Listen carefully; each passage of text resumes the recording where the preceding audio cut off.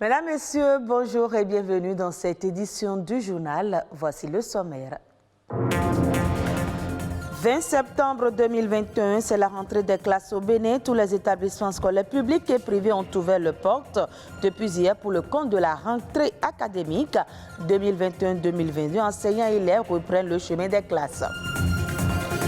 Elles sont riches en nutriments et ont une teneur élevée en protéines. Ce sont les légumineuses. Il est conseillé d'en consommer régulièrement à cause de leur densité nutritionnelle très intéressante. Et puis on parlera des villes, ce milieu physique et humain où se concentre une population qui organise son espace en fonction de ses besoins, de ses activités propres et de son environnement.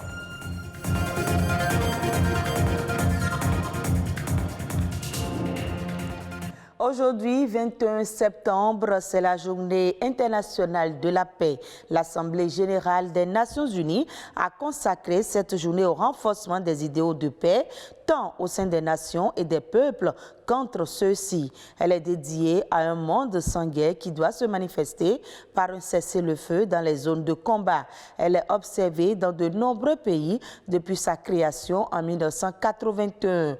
Pour cette année 2021, l'instance mondiale nous invite à réfléchir sur le projet d'un monde durable et équitable. L'école béninoise ouvre à nouveau ses portes depuis ce lundi 20 septembre 2021.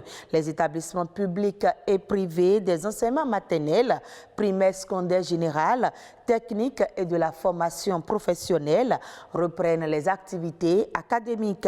Apprenants et enseignants retrouvent salles de classe, tables et bancs pour le compte de l'année scolaire 2021-2022. Une équipe de notre rédaction conduite par Rodrigue Babagbeto a fait le constat du démarrage effectif à l'école primaire publique de Kadjehoun. Suivant son reportage.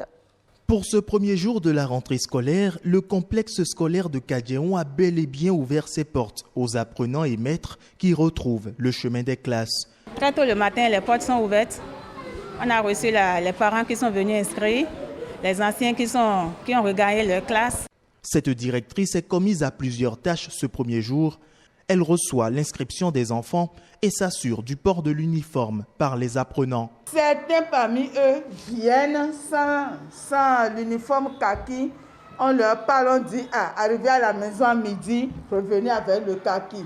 Pour une reprise dans un cadre sain sans Covid-19, des dispositifs de lavage de mains sont installés devant chaque classe. Des affiches indiquant le port de masque obligatoire sont collées sur les portes. Les apprenants ne partagent qu'un sentiment, la joie. Je suis contente de voir mes camarades. Je suis très contente de voir mes camarades. Quand je suis ici, depuis le matin, on a balayé la cour. On a rangé les tables. Une journée de nettoyage pour ces élèves en classe de CM1. Le tableau de leur salle comporte la date du jour et la liste des fournitures pour le compte de l'année scolaire. On a toujours constaté cette lenteur chez les parents qui ne viennent pas tôt pendant la période de la pré-rentrée chercher la liste pour pouvoir apprêter les enfants dès le premier jour.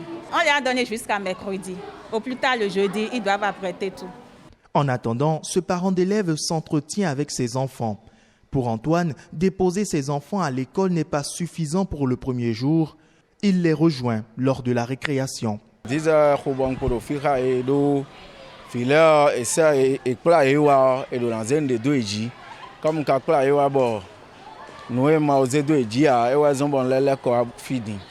L'année scolaire 2021-2022 démarre ainsi. Sa réussite passe par un apport des enfants, des encadreurs et des parents. Ce 21 septembre, c'est également la journée mondiale pour s'engager contre la maladie d'Alzheimer, une pathologie qui engendre un déclin progressif de la mémoire, de la pensée et des aptitudes au raisonnement. Au Bénin, les communautés ne reconnaissent pas l'Alzheimer comme une maladie, mais un processus normal du vieillissement. Elle touche souvent les personnes âgées de plus de 60 ans. Le taux de prévalence dans la population est de 2,8 2,8% en France. Près de 800 000 personnes sont actuellement atteintes et le nombre de patients est en constante augmentation. Ces données statistiques sont suffisamment alarmantes pour mobiliser toutes les énergies et faire de la prise en charge des malades une priorité de santé publique. Pour avoir du sang de qualité, il faut manger sain. Au nombre des nutriments ayant une teneur élevée en protéines, il y a les légumineuses. Ce sont des sources de protéines idéales, en particulier dans les régions où la viande et les produits laitiers ne sont pas accessibles à tous pour des raisons géographiques ou économiques. Importance des légumineuses et mode de cuisson, c'est dans ce reportage. Riches en nutriments, les légumineuses sont aujourd'hui des cultures essentielles pour l'humanité. Secs ou verts, elles sont des plantes dont les fruits sont contenus dans des gousses. Les légumineuses cumulent des qualités qui les rendent plus que recommandables pour les consommateurs de tous les continents. Quand on dit légumineuses, il faut savoir que c'est le haricot rouge, les lentilles, le pois vert, le cassoulet, le vanzon. Tout ce qui pousse dans une coque en égrène, c'est des légumineuses. Donc, les légumineuses sont adaptées à chaque individu selon leur santé. Et c'est un besoin qu'il faut dans le repas journalier, voire hebdomadaire, pour permettre à chacun de se ressourcer et de faire une bonne compensation des vitamines et minéraux. Comme la viande ou les produits laitiers, les légumineuses ont une teneur élevée en protéines et en acides aminés d'origine végétale pour l'alimentation humaine. Elles contribuent ainsi à la croissance et au développement de l'organisme humain. C'est riche en protéines végétales. Et parce que nous avons des protéines animales et des protéines végétales. Les protéines végétales, on en a besoin pour le maintien du corps. Les légumineuses contiennent naturellement de la vitamine B. La vitamine B, c'est la vitamine de la mémoire. Donc c'est pourquoi souvent les enfants, on leur conseille de faire la farine et de bouillir pour qu'ils prennent à certains âges. Et dans ces farines, vous verrez qu'il y aura le haricot rouge, le mil, le sorgho, tout cet ensemble des légumineuses avec les céréales à grains entiers se regroupent pour donner une tonicité à l'enfant, une bonne croissance. De même, celui qui est anémié, celui qui est dénutri, il doit prendre les légumineuses pour retrouver une bonne nutrition, une pleine forme. Bien qu'elles soient utiles pour l'homme, les légumineuses jouent aujourd'hui un rôle très important dans la protection de l'environnement. Les légumineuses permettent de lutter contre l'appauvrissement du sol. La culture des légumineuses nécessite moins d'eau. Les légumineuses, dans leur culture également, on utilise peu d'engrais chimiques parce que les légumineuses arrivent quand même à fixer leur propre engrais azoté. Et comme ça, elles permettent également de lutter contre les gaz à effet de serre. Beaucoup utilisent les légumineuses pour l'alternance des semences, pour l'alternance des cultures, toujours pour enrichir le sol. Sensibiliser alors l'opinion publique et les décideurs sur la nécessité de sauvegarder les légumineuses est le seul défi qui s'impose à toute l'humanité pour une alimentation saine et une planète en bonne santé. On parle à présent des villes, ces espaces de concentration humaine qui participent au développement socio-économique des pays selon leur statut ou leur taille. Au Bénin, plusieurs villes sont devenues des pôles d'attraction comme Cotonou, Porto Novo, Ouidah, Parakou et autres. Mais comment naissent les villes et sont-elles planifiées comme pôles de développement? Des questions auxquelles Daniel Ronkwevi, urbaniste, donne ici des réponses. Nos villes aujourd'hui sont nées d'abord spontanément. Lorsque vous remontez l'histoire dans des villes béninoises, les villes ont leur propre histoire. L'histoire de Porto Novo est différente de l'histoire de Ouidah et l'histoire de Ouidah est différente de l'histoire de Cotonou.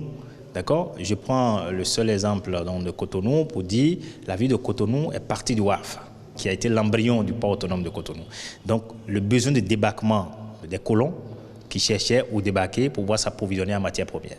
Mais à partir du moment où Cotonou est parti de cet intérêt, c'est devenu une attractivité. Ça a commencé par appeler les populations donc, des environs, les Hola, les fonds ont commencé par arriver. Les populations de Ouida également ont commencé par délaisser Ouida pour venir à Cotonou parce qu'il y a un intérêt à Cotonou. Alors lorsque les gens commencent par s'agglomérer dans un espace, parce qu'ils ont besoin d'habiter quelque part, ils ont besoin de circuler, ils ont besoin de travailler, ils ont besoin de se distraire, intervient la notion de planification. Et aujourd'hui, l'histoire de nos villes au Bénin a montré que les documents de planification n'ont pas suivi. La plupart du temps, nous n'avons pas planifié nos villes. Donc, nos villes n'ont pas été planifiées. Et lorsque des documents de planification ont existé, nous avons fait beaucoup d'études aujourd'hui qui ont montré que ces documents n'ont pas été mis en œuvre. Il y a eu des efforts qui ont été menés par les pouvoirs publics en termes d'assainissement des voies, en termes de pavage des voies, en termes de bitumage des voies. Lorsque l'État investit de grands moyens aujourd'hui pour construire les caniveaux, les collecteurs, pour construire aujourd'hui les voies pavées, il ne revient pas aux populations de raccorder les eaux des cuisines aux caniveaux.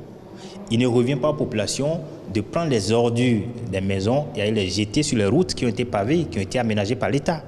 Lorsque l'État investit de grands moyens aujourd'hui pour construire les caniveaux, les collecteurs, pour construire aujourd'hui les voies pavées, le citoyen doit participer à la propriété du cadre de vie, au maintien du cadre de vie. Suivons à présent la nation en bref qui porte la signature de Ulvaeus Balogun.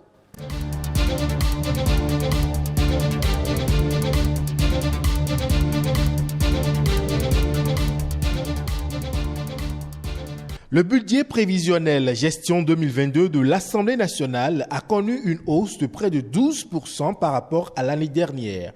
Les députés étaient en plénière le vendredi 17 septembre dernier pour son adoption. Selon le président de l'institution Louis Vlavonou, cette augmentation se justifie par les nouvelles charges de fonctionnement et de dotation liées au remboursement du prêt contracté par la 8e législature pour le financement de la construction de son nouveau siège. Le Bénin offre désormais aux investisseurs nationaux et internationaux les gages d'une atmosphère propice pour la création de la richesse.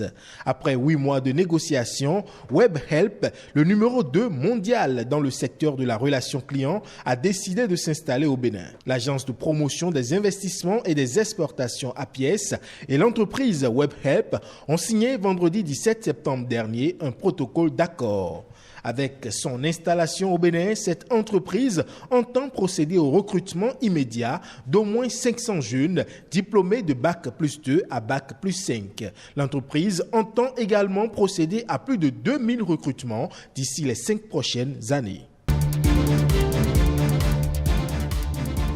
Dans le cadre du processus de restitution des biens culturels au Bénin, le ministère du Tourisme, de la Culture et des Arts a lancé une série de formations entrant dans la mise en œuvre du programme de renforcement de capacité des spécialistes de la médiation culturelle. Le programme concerne entre autres les spécialistes de la médiation culturelle, les professionnels du patrimoine, les conservateurs et les guides. Il vise l'élévation du niveau de préparation technique des ressources humaines pour la prise en charge des œuvres en réserve, en atelier et en exposition, de même que la professionnalisation des métiers de médiateurs culturels en général et des guides de musées et sites touristiques en particulier.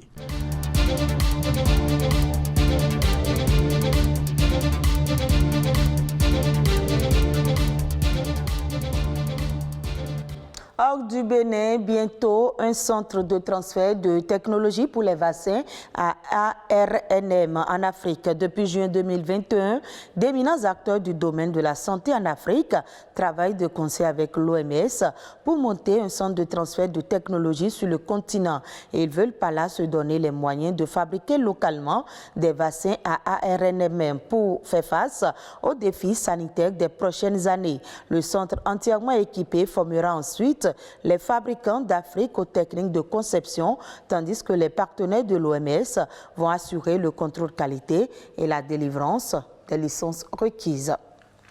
Retrouvez ce journal sur le www.oactb.bj.